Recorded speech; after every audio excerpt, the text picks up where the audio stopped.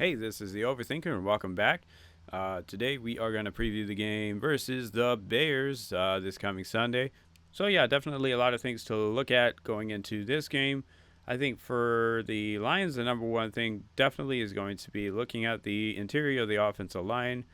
We just definitely had a lot of plays that just did not work, and it makes it really hard to play quarterback for Jared Goff when you have plays like this on fourth down nonetheless. But that was just one play out of many where the interior was really not getting the job done, instant pressure, and that's just really hard to play quarterback like that.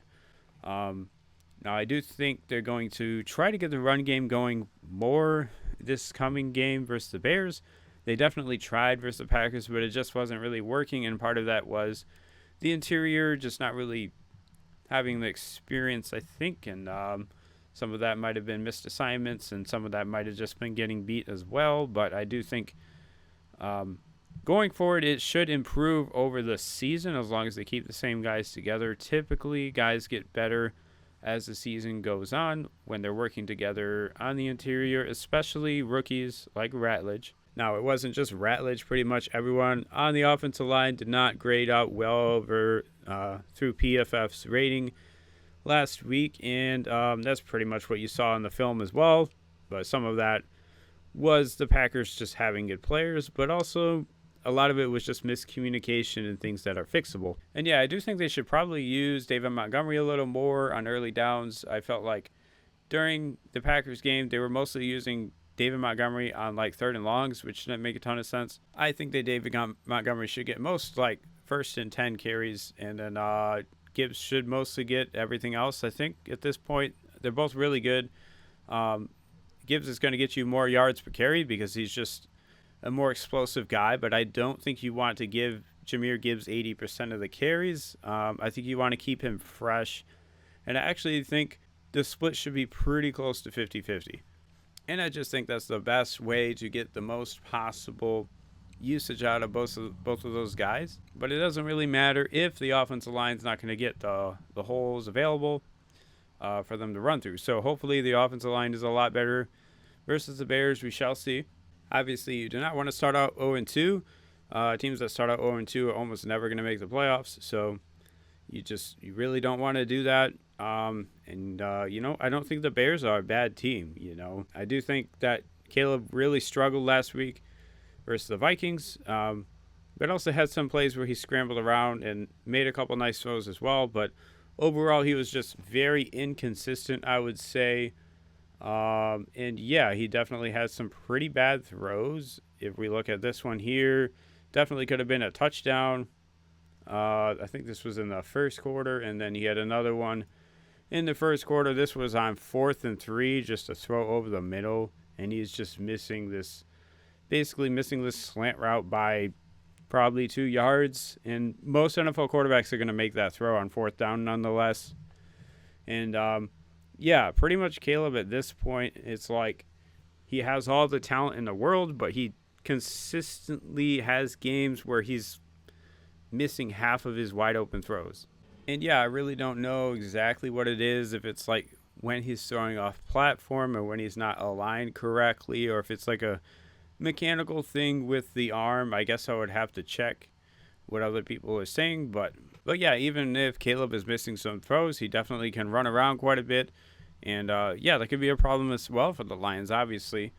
The way he can scramble and just make things happen when it's really not there, or he's just not getting through his reads correctly at times as well.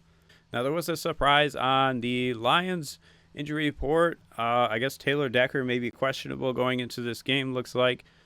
I'm assuming he's going to play, otherwise it probably would have been all over Twitter, but it's looking like it's actually like questionable, and they may have to get out. I think it's Manu, the guy we drafted in like the 6th round a couple years ago, Giovanni.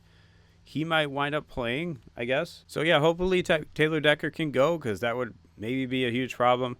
And then also for the Bears, it looks like Jalen Johnson is probably going to play. Their number one corner, pretty big player for them, did not play in week 1. And we also have TJ Edwards possibly going to play, but not 100% on that. And yeah, I guess watching the Bears offense last week, they definitely were giving him time to throw as far as their offensive line.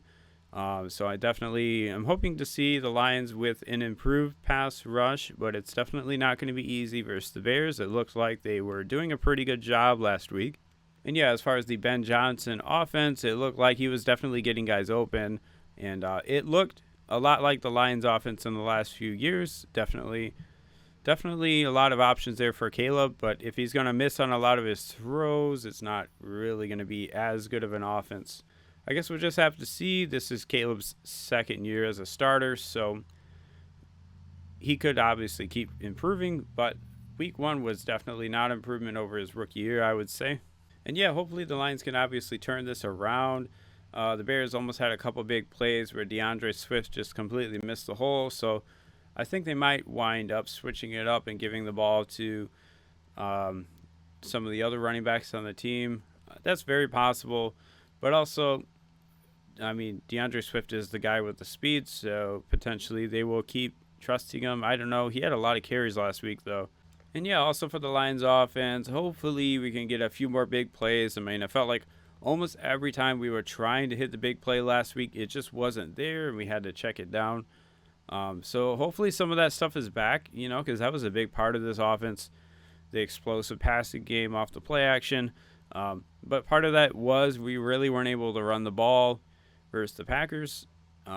So when you can't run the ball, the defense doesn't have to respect it as much, obviously. So the play action is not quite as effective when the run game is only getting you, I think it was 2 point something yards a carry. And yeah, if you are consistently ripping off 10-yard runs on first down or so, the defense is going to have to adjust how they play that. But versus the Packers, our offense kind of turned into a lot of checkdowns and a lot of screen plays and quick routes, basically. So we were able to move the ball like that in the second half, but in the first half, the play action just really wasn't there. So yeah, versus the Bears, hopefully we can have some big plays and move the ball a little better, especially in the red zone. We did get down to the red zone a few times and we're not able to punch it in. That is huge. Ben Johnson was really good in the red zone. So hopefully going forward, the Lions will be a good red zone team, but that is obviously a very important part of being a real contender. You have to be good in the red zone, and you have to be good on fourth and short. If you're going to go up for it on fourth and short, you cannot not get them, really. If you're getting less than 50% of those, it's just not a good proposition to attempt them. So yeah, that's pretty much all I got. Hopefully the defensive line's much better this week. It'd be nice to get some pressure on Caleb, but you got to be careful rushing him to not let him get outside the pocket. He can definitely take off and make some crazy things happen if you are too concerned about getting sacks. Versus a quarterback like Caleb, a lot of times he's going to get away from the first guy. So you got to have multiple guys getting to him, and then you got to really corral him, And yeah, that's pretty much all I have. I really expect the Lions to come away with this victory because pretty much it's like I don't really think the Bears are as good as they could be because Caleb has not been playing as well, and I think that's going to be a huge factor. If he's, missing wide open throws here and there, it's definitely going to affect their ability to move the ball. And yeah, I do think the Lions will be a lot better, especially on the offensive line and the defensive line, and that is huge. That is the reason we really lost versus the Packers. So hopefully turn those two things around, and this will be a victory, and we can go into the game versus the Ravens 1-1. I think that would be very important. The Ravens is going to be a tough game for sure.